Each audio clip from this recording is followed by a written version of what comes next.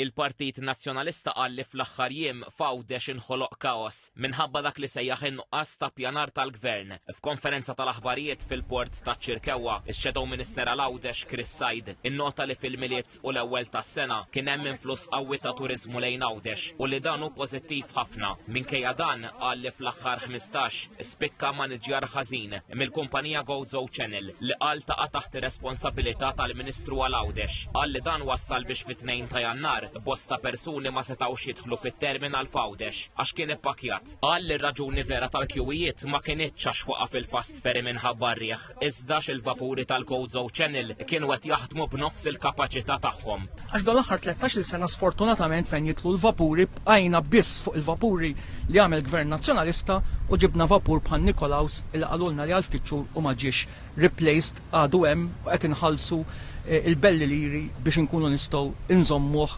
meta għandna vapur li jista' jkollna servizz ħafna aħjar b'vapuri aħjar.